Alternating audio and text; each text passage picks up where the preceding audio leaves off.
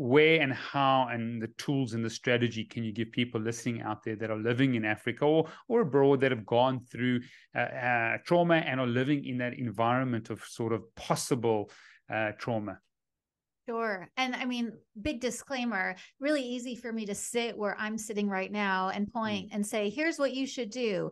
And if we're going to drill all the way down, the answer is, I don't know. I can give you the tools and techniques of somatic work. I can give you tools and techniques of IFS work.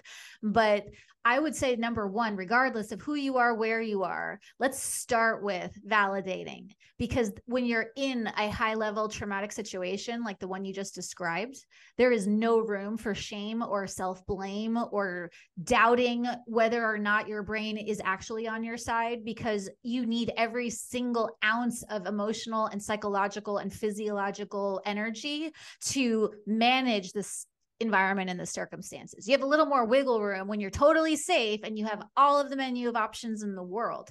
That's not you. There's no room for shame. Your body is on your side. Your brain is on your side, and your body's doing its damnedest to help keep you alive. Let's just start with the problem is not inside you. The problem is outside. That reframe right there sometimes is enough to get from one breath to the next. And so let's start there. No room for shame. What's wrong with me? Absolutely nothing. Am I crazy? Absolutely not. There's no such thing as a crazy person. So let's just take all of that chatter off the table and look at, here's the environment. So from a somatic experiencing point of view, the task would be, what are your people, places, thoughts, and things that help bring you a little bit, just a few degrees down from really, really amplified? And you're not going to get to safety. We're not looking for safety. We're looking for a 2-degree less bad, a 2-degree turn in the volume dial. People, places, thoughts, and things that help bring you down just a few degrees so you can maintain your cognition. Because when you're in fight, flight, or freeze, all your logic goes completely offline. And you're going to need that, especially if you're in an unsafe environment. So people, places, thoughts, and things, that would be a somatic approach. And that's always, in any moment, that's available. Again, I can't compare my situation to what you're describing, but for me personally, with domestic violence and assault and all of these other traumas, regardless of my level of resource or my level of ability to get to, choice points, I could always start with, what are my people, places, thoughts, or things that'll help me? And I'm not crazy. Sometimes that is enough to get from moment to moment.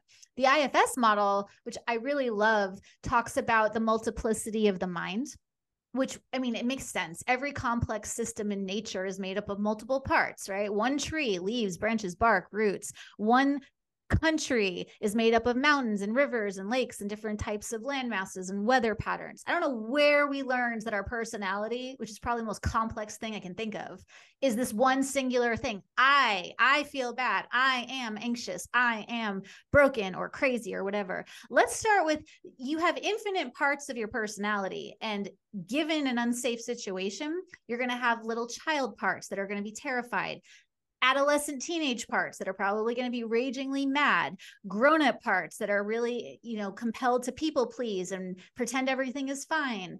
We want to sort and organize all of these parts of our system so we can get to know them all. So regardless of what's happening in the external, that we can create some sense of home within our psyche, which we can access with lots of practice and lots of trial and error in any given moment. And that is hard. It's possible, but it is difficult.